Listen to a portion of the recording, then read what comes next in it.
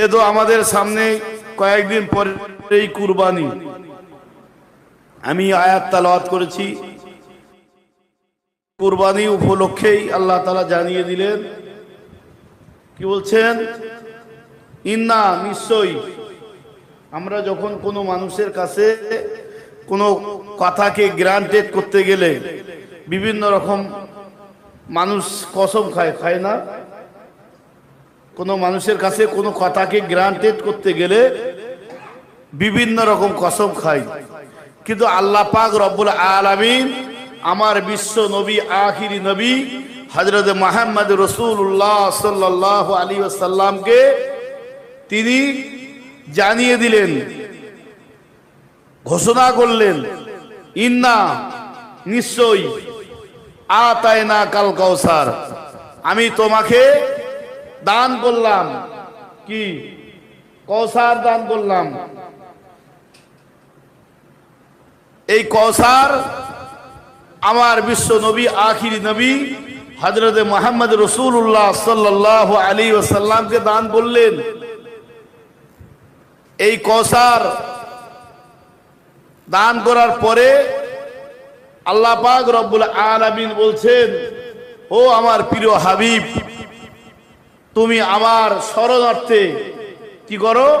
ফাসাল্লি লিরাব্বিকা ওয়ানহার, নামাজকে কায়েম করো, আর তোমাদের যে অর্থ দিয়েছি এই অর্থ থেকে তোমরা নাহার করো, অর্থাৎ কুরবানি করো। যেহেতু সেই কুরবানি এখন আমাদের বহু মানুষ আজকে হজের ময়দানে তারা হজ কার্যে রত আছেন, আর আল্লাহ পাক রব্বুল আলামিন তাদের সমস্ত হজের হুকুম, আহকাম, আরকানকে সহি সালামতের সঙ্গে আদায় করা তৌফিক দান করে বলো আমিন। আর তাদের পিছু পিছু আল্লাহ পাক আমাদের প্রত্যেককে এই হজ আমাদেরকে করার তৌফিক দান করুক, সবাই বলি আমিন। কেননা যাদের অর্থ আছে, মানে ইসলামের রোকতা পাঁচটার ভিতরে নামাজ, কলেমা, নামাজ, রোজা, এটা আম। কলেমা, নামাজ, রোজা, এটা এই তিনটে জিনিস হলো আম দাওয়াত। আর খাস দাওয়াত হলো যাকাত এবং হজ। যাদের অর্থ আছে তাদেরকে যাকাত দিতে হবে, এবং যাদের অর্থ আছে তাদেরকে হজ করতে হবে। কিন্তু তারপরে যাদের উপরে যাকাত ফরজ হয়ে গেছে তাদের উপরে কুরবানি কিন্তু ওয়াজিব। যাদের উপরে যাকাত ফরজ তাদের উপরে কুরবানি ওয়াজিব, কুরবানি তাকে করতেই হবে। যদি কোনো ব্যক্তি অর্থ থাকার পরে যদি কুরবানি না দেয়, আল্লাহর রাসূল বলেছেন সেই ব্যক্তি যেন ঈদগাহর মাঠে না আসে,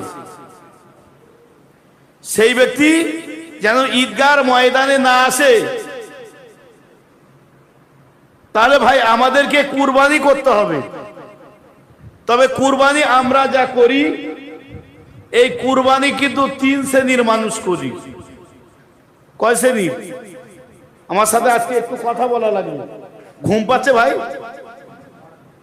একটু কথা বলা লাগবে, যেহেতু সময় অল্প। কুরবানি কয় শ্রেণীর মানুষ করবে? তিন শ্রেণীর মানুষ। এক শ্রেণীর মানুষ করবে কুরবানি তারা লোক দেখানোর জন্য, নাম কেনার জন্য। এক শ্রেণীর মানুষ কুরবানি করবে গোশত খাওয়ার জন্য, আর এক শ্রেণীর মানুষ কুরবানি করবে তারা আল্লাহকে রাজি আর খুশি করার জন্য। তবে আল্লাহকে রাজি আর খুশি যারা করবে এই শ্রেণীর মানুষ হবে কম। সে হাজারে একজন হতে পারে, 20,000-এ একজন হতে পারে। তো কুরবানি এই যে আল্লাহকে রাজি খুশি করার জন্য যে ব্যক্তি করবে সে ব্যক্তি হবে কিন্তু কম,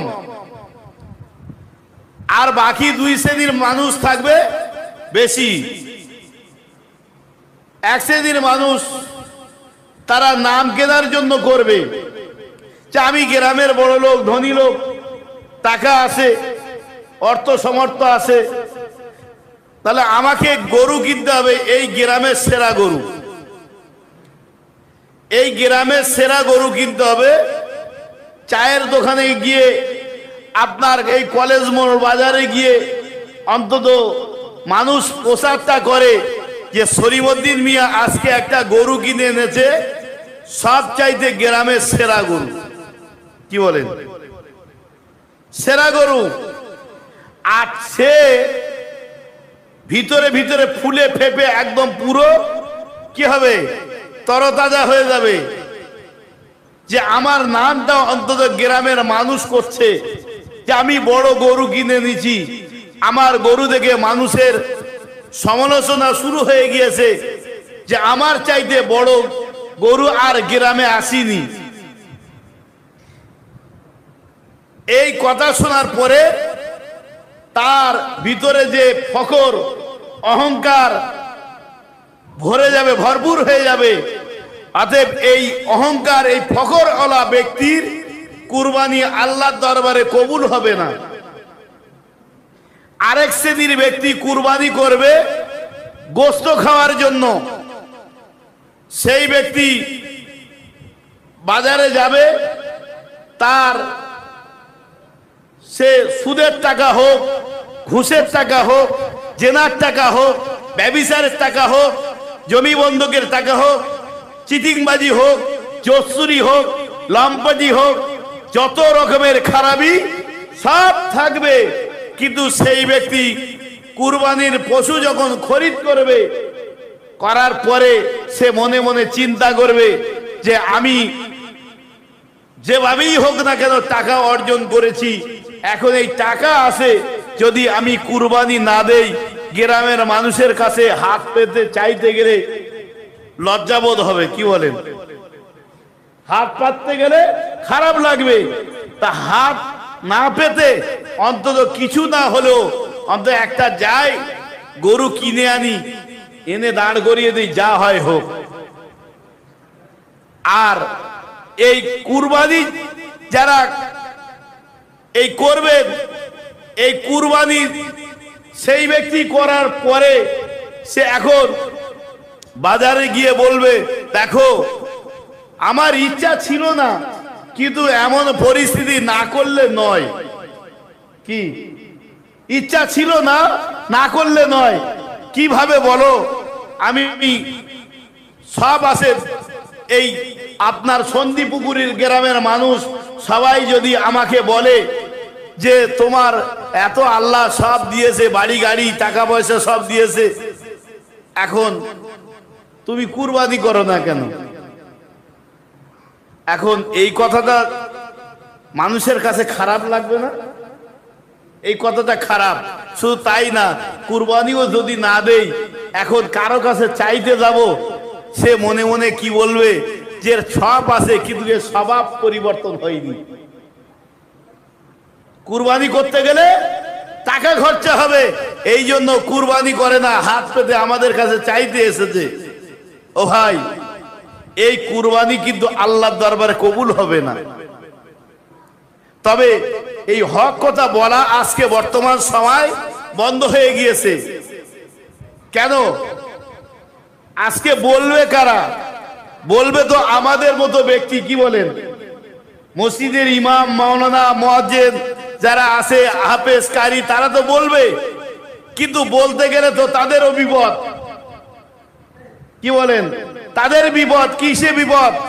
এখন ইমাম সাহেব যে বলবে, এই ইমাম সাহেবের ভয় আছে যে ইমাম সাহেব জানে আমি যদি বেনামাজির গরু কুরবানি করব না যদি বলি, গরু কুরবানি করব না বলি, যদি ওই চিটিংবাজির গরু কুরবানি করব না বলি, তাহলে আমি কি এই মসজিদে ইমামতি করতে পারবো কোনোদিন? পারবো? কখনোই পারবো না। কিন্তু এখন ইমাম সাহেব দেখছে ওর গরু কুরবানি হোক আর না হোক, ও হারাম হোক আর হালাল হোক, ও জাহান্নামে যাক আর জান্নাতে যাক, দেখার আমার দরকার নাই। কিন্তু গরুটা হালাল করে দিলেই তো 200 টাকা পাবো, 1 কিলো গোস্ত পাবো। কি বলেন? 200 টাকা পাবো, 1 কিলো গোস্ত পাবো। কিন্তু আমি কি করে এই কথাটা বলেই আমি আমার লসটা করাবো? কি বলেন? বিসমিল্লাহ আল্লাহু আকবার বললি তো 200 টাকা 1 কিলো গোস্ত আমার বাড়ি চলে যাবে, যাবে না? কি বাড়ি চলে যাবে। কিন্তু ভাইজান আমি কি দেখেছি, চিন্তা ভাবনা কি করেছি? আমি দোয়াটা কি পড়েছি? দোয়াটা পড়েছি কি? ছুরি চালানোর আগে বললাম কি, কুল ইন্না সলাতি ওয়া নুসুকি ওয়া মাহিয়ায়া ওয়া মামাতি লিল্লাহি রাব্বিল আলামিন। ও ভাই, দোয়ার সঙ্গে কথাটা কি মিলেছে? আমার যে কাজটা কি মিলেছে দোয়ার সঙ্গে? আমরা আদিও এই দোয়ার মানেটা জানি না বলে হয়তো আমরা যে যার মতো চলি। কি বলেন? দোয়ার মানে যদি জানতাম তাহলে আমাদের মধ্যে থেকে যত রকমের খারাপই কিন্তু সরে যেত। প্রথমেই কি বলছি? কুরিদনা সালাত, নিশ্চয়ই আমার নামাজ। ইমাম সাক্ষী দেয় না? আমি সলিমউদ্দিনের পক্ষ থেকে কি বলছি? আমি সলিমউদ্দিনের পক্ষ থেকে কুলিদনা সালাত, নিশ্চয়ই নামাজ। আচ্ছা ভাই, আদিও কি স্যার নামাজ পড়েছে? আছে না নাই? বেনামাজি, সুদখোর, মদখোর, জেনাখোর, অত্যাচারী, নাফরমানি গরু কুরবানি করে না? করে না? করে না? সব রকম ওষুধ এখানে আছে। ও ভাই, আমি একদম চাক্ষুষ প্রমাণ বলছি। 45,000 টাকা দিয়ে গরু কিনে এনেছে। গত 2 দিন আগে দেখছি বাজারে মদ খেয়ে মানে টলতেছে, বাজারে মদ খেয়ে টলতেছে। 45,000 টাকাতে গরু কিনে এনেছে। এখন গরু তো যা কিনে এনেছে, পাড়ার লোক দেখে বলছে বিশাল বড় গরু কিনে এনেছে। কিন্তু সেই লোকটা কি হলো? কি মাতাল। আচ্ছা, সেই লোকটাই তো ছুরি চালানোর আগেই বলবে নিশ্চয়ই নামাজ। কি বলেন? না বলবে না? নিশ্চয়ই আমার নামাজ, নিশ্চয়ই আমার কুরবানি, নিশ্চয়ই আমার জান এবং মাল, নিশ্চয়ই আমার হায়াত এবং মউত লিল্লাহি রাব্বিল আলামিন। আল্লাহ সমস্ত কিছু তোমার জন্য। কথাটার সঙ্গে মিলেছে কি? কুরবানি হবে।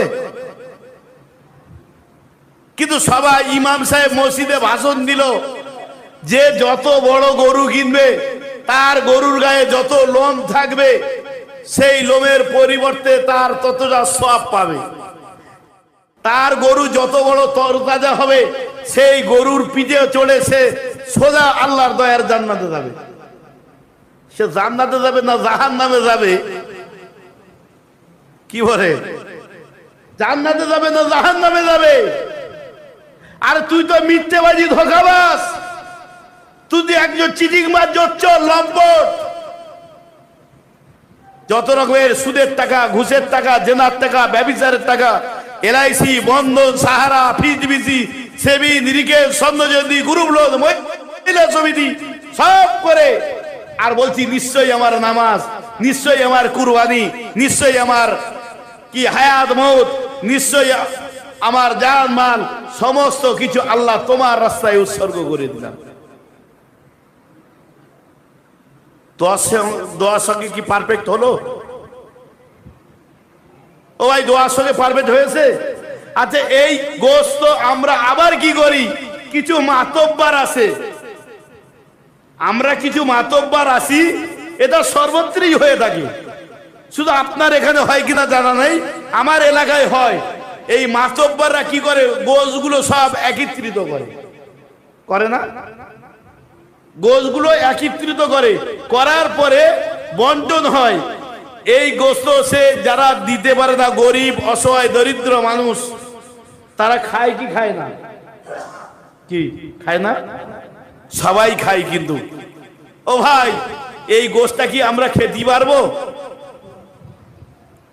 কিন্তু খাই না সবাই। কিন্তু এই বিচার যদি করি, সবাই তো আমরা বলি আমরা আজানগাছির মুরিদ, আমরা অমুক সিলসিলার মুরিদ, আমি অমুক সুন্নতুল জামাতের মুরিদ, আমি অমুক দলের মুরিদ, সবাই বলে দাবি করি না।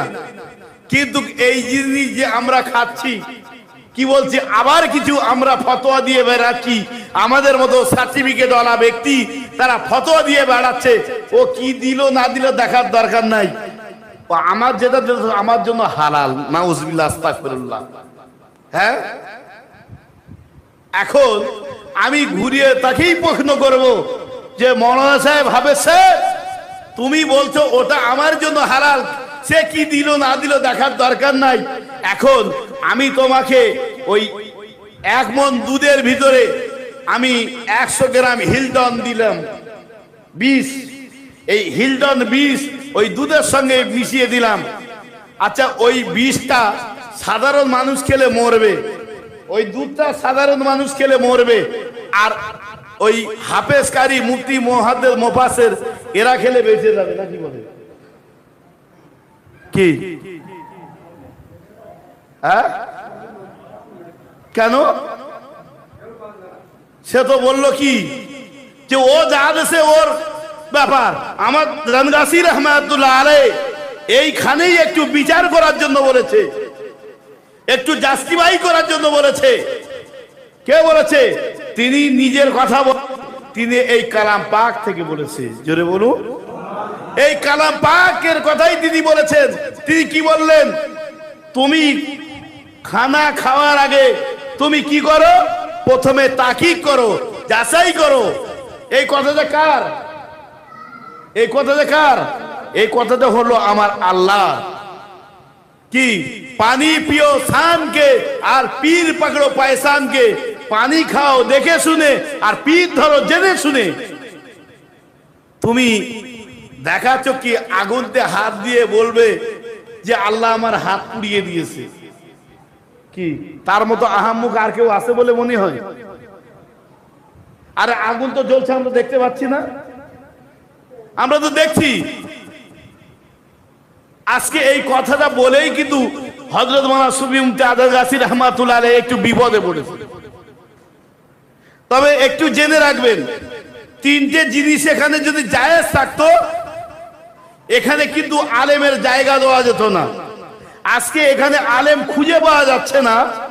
3টে জিনিস যদি এখানে জায়েজ থাকতো, এখানে আলেমের জায়গা দেওয়া যেত না, শ্রোতার চাইতে আলেম বেশি হয়ে যেত। 3টে জিনিস কি?